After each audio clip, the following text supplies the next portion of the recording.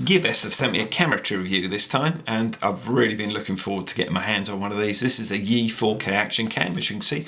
Really nice simple box. I've been a big fan of the Xiaomi Yi since I started into drones about 18 months ago. I think it was the second camera I ever bought, and it's been on virtually every quad I've ever had ever since. It's been through hell and high water, literally. Let's get this unboxed and see what we get for our money. So another obviously nice little small action cam, but this one's got an LCD, and I'll go through all the functions and everything on it as we go through the review. Carrying on with the unboxing, and it's not a big box, so into the instructions. Obviously we'll have a look through those. Battery, a cable, and the bottom of the box. So I'm hoping the performance outweighs all these accessories we didn't get. Quick run through the differences between the old and the new. On the top there you can clearly see we've only got the one small hole for the microphone, and this one's got two, so it records in stereo. You've actually got a speaker on this one as well. You never had one on this one. To view the images, obviously you've got an LCD on the back of this, and there wasn't on this. You had to use the app, and interesting, it's the same app will run both of them, and so I'm already familiar with the app, so that's going to be a doddle actually swapping back over to this one. The physical size is exactly the same this way, so I call that the depth of the camera. That's exactly the same, as you can see there. The height of the camera is exactly the same, so that's good. Sorry, around that way, there we go. You can see exactly the same, and where there is a massive change is the actual length of the camera, I would call that, I suppose. So along there, or the width, I suppose you could call it. There, it's quite a difference. If I put it up like that, you'll actually see. So yeah, it's not going to fit any of my accessories that the original one fitted. The new one's not going to fit, so it's all new cages for the gimbals and waterproof housing and stuff like that. The lens is in the same position, so I suppose that's quite handy. They have changed one thing that really annoyed me, and has done ever since I've owned the camera, is you literally got to breathe on that and the camera will fire up. And the amount of times I've gone into a bag and that's already turned on. This one, you can press it, but until you hold it down for about a second, you won't get anything happen. So that's a good improvement straight away. Okay, to turn the camera on, there's only one button on the whole camera actually, so you just hold basically the shutter button down for about a second, and it only takes a very few seconds and it comes up and it's ready to run. So I'm pleased with the speed of it. It basically comes back up on what you were on last, so I was on 4K video, but you can set that it'll always start in photo or always start in video. You can set that in the main area. You've got a little icon up here which shows we're in video, and it also clearly says we're in video down the bottom here. You've got we're not recording at the moment, and it's basically we'll get about 58 minutes recording at this setting. As soon as we alter this setting, those timings will alter. It is true 4K, so it uses a lot of memory, and it's over 60 megabits per second, so it is really good quality 4K as well. So it's not interpolated like a lot of them. Just to show you, when we start it going, this goes to red. We start counting up on this one and counting down on this one.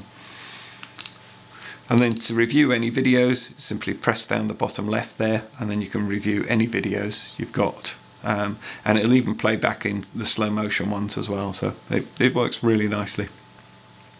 The main area is down the bottom here. Simply press the icon where the video was, and now we can change it to photo menu. And then it just basically instantly changes it to a photo, so you can quickly change things. You don't have to go delving into menus and settings and everything every time. I think it's a rather good setup. You can have timer, so countdown timer, and the icons are changing up here all the time, as you notice. And then burst mode up here again, and you can go up to 30 frames per second in burst mode, so that is quite awesome. Video time lapse you can do, and you basically set these in the settings, and I'll show you that in a second, but this is just like the quick menu to change between one and the other. And then slow motion, and as you notice, it's now changed to 720 240, which was the setting I made before, and that's the last setting I used basically. So again, nice and quick and easy to jump you between any different modes you want to be in. To access quick menu changes, so we're in a photo at the moment. Before I showed you, press here, and then we're in burst mode, then you could choose out of any of the other 5 you wanted. You can, if you just want to flick left to right or right to left, it will then change to the last video setting you had on, which was slow motion, and do it again, it would just come back to photo. So it's quite a handy way of flicking between video and stills. Another quick menu area is if you swipe downwards, you can turn on the Wi-Fi, you can turn on the Bluetooth, you can lock it, or you can actually turn the device off. If you don't want to use any of those, you've just done it by mistake, just press anywhere else. To change any of the settings, simply press the settings down the bottom there, and then the slow motion rate there is changeable. So we can have 8 times slower, 4 times slower, or twice as slow. You can change your metering. I'm not going to go through all these, but basically more or less all your changes are down here, and that affects obviously just what we're talking about here. You can do general changes in here, and I'll show you that in a second. So if I come back out of there, and then let's just pop back into video again, and as I said, I was shooting on 4K at 30, go into the menu settings, so it's automatically 4K at 30. I can then come down to, let's go to HD, and then once you've hit that, you can then choose how many frames per second. So again, we've got a slow motion option here within that. So again, I like the way this is laid out. It's nice and easy to use, and you alter the things where you want to be working. I think it's a superb little system. So let's put that at 60, and then you can see the resolution has changed to 1080p at 60. Meter and average, auto low light you can change. Some of the areas will be greyed out, especially if you get up onto the 4K, because a few things it can't do, and it can't do certain things on slow motion as well. So like the image stabilizer will be greyed out. It will still be there, but it will be greyed out, so you can't use it. I'm not a big fan of the image stabilization, and this one's yet to convince me that it will be any better than a lot of the others I've used. I just don't seem to get on with them particularly well, but you might get on with it better. And you put on timestamp and such like. So when we come back out here, it's shown as 1080p at 60. And if I press that and then go into slow motion, it will go back to what we set the slow motion at. So hopefully that's clarified and explained how that works. I like it really. It just holds the memory of what you last set those big menu areas to. I think that's really good. If you want to set general settings, you come into this one here, and you can have lens adjustment on. I found that pretty good actually. I've still got some more playing around to do with it, but no, I found that good. You can turn the Wi-Fi on here, and the different settings, obviously what's on the SD card, and you can format your SD card as well. Just be careful, because that's all your information gone. Bluetooth, brightness, all your general settings are down in here, and obviously set your location. Mine's UK obviously. If you want to clear the screen, simply press it, and then you get a lovely clean area of screen to work with. And actually the screen's very good. I've found it okay. I haven't been out in very bright light with it, but certainly the stuff I've done with it so far, it has been good, and it's certainly a huge advantage over the original Yi not having a screen. So yes, it's really good. All of the settings on here are basically all exactly the same on the actual app as well. And you can control the camera from the app as well, so you can virtually control it. You can control it with the Wi-Fi or the Bluetooth, obviously.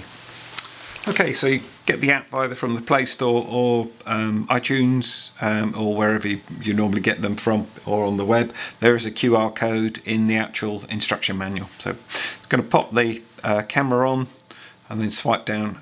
As we said, it will lock up after a while. Or you can lock it when that comes up. You can lock it as well, but it'll unlock as soon as you leave it a second or so. Just swipe down, as we said, then unlock, and swipe down again, and then we can put on whatever we like, as I showed you before. So basically, going to turn the Wi-Fi on, launch the app, and then you can run it with Facebook and everything. I don't bother with the social side of it. There is quite a big social side. There's loads and loads of stuff. You can like it and everything. It's not something I actually play around with. You can go live with it, and also there's lots of things to discover with it. Just not really my thing, I must admit. I'm more interested in the actual camera. So click the little icon at the bottom, then connect the Wi-Fi. And they've actually turned that off. You can see we've got the little Wi-Fi is on there, and it usually connects quite quickly. There we go, it's not too bad. You can have the screen round this way, or you can change it, whoops, getting a low battery, or you can swap it around that way. It won't do it manually, you have to do it manually, so it won't do it automatically, and then you turn that. The only thing I find with this is the quality isn't much better. I think it just stretches it, to be honest, because of the Wi-Fi link up. And as soon as you go back into any of these menus, it will turn it back the other way, as you'll see in a second. But you can change it, as you can see the camera's changing over here as well. And the reason the lens popped different there, on time-lapse it takes off the lens distortion. If you notice here, the lens distortion, if I go into slow motion I can then have, it reduces the lens distortion basically. I found it quite good. I used to use it a lot on the other one, no problem at all, and they seem to have carried it over into this one. Let me just show you the bit that I find a bit strange. I go into the menu, to the main settings area, and it just rotates it all again. So I've got so used to working it this way, I've never really turned the tablet the other way, to be perfectly honest. You can change everything in here, all your normal settings that you saw on here. I usually find the easiest ways to do all my main setups here, and then when I'm out in the field doing anything, I just do any quick changes I want to do over on this one. So just come back into the main area again. I'll actually flick that round so you can see what I mean now. There we go. Lens distortion is there, so you see the difference. It does crop in just a wee bit, but it does get rid of a lot of that barreling, as you can see there. I mean, that is extremely close on the car, but normal buildings and that, you'll see, I'll show you what I did outside. Even though this has gone off, it's still connected. It's just gone into basically sort of sleep mode. You can put up grids, and then you, like I say, back into your main settings area. So everything in here is absolutely superb. I find it a really good setup. Flick over to photos, and again the image has changed because it's gone into a 4:3 ratio, and you can change how many megapixels you shoot in and everything. So no, both, they pair up really well and they work really good. The only thing I would say is for FPV, not very good. There's too much delay with it, way too much lag with it. So I use it. I've used it a couple of times, but it tends to get interference from the if you're flying on a quadcopter, from the quadcopter as well. So it's not something I ever really muck about with, to be honest.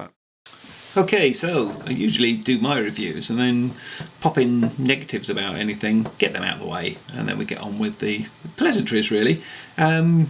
I haven't got any negatives, honestly haven't, apart from the fact that it just doesn't fit my underwater housing and sort of a couple of the gimbals, but to be honest, I usually hold most things on with elastic band anyway. If you're familiar with the channel, you'll know that. Really didn't bother me in the slightest, and for the money I've saved not going for a GoPro and getting this one, compared to buying a couple of little accessories or changes, absolutely no problem at all. Performs really well. I'm totally impressed with it. I've only got my other 4K native cameras are on the Unique drones, and I'm not sure this wouldn't actually outshoot them. I'm actually going to put them side by side and see how we get on, because this is certainly up there, and like I say, might even be slightly better, which would be amazing. Everything's superb on it. I really like it. The screen works well, hasn't got scratched or anything as well. It's supposed to have a protective the actual plastic or glass on it is supposed to be a special glass, and it certainly doesn't seem to damage or scratch. I'm sure it will in time. And even down to things like, having a metal tripod adapter holder, absolutely superb. They had that on the original as well. Obviously, if you've got a plastic one, I tend to be on and off tripods quite a lot with them, and it would just get stripped out. So no, totally 100% fantastic product. Really impressed with it. Have a look around the channel. There's going to be loads more footage coming out on this with all different things that I mounted on and fly it with.